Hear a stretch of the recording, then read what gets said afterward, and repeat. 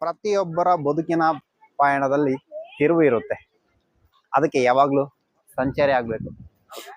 ಈ ಬದುಕಿನ ಪಯಣಕ್ಕೂ ತಿರುವು ಇದೆ.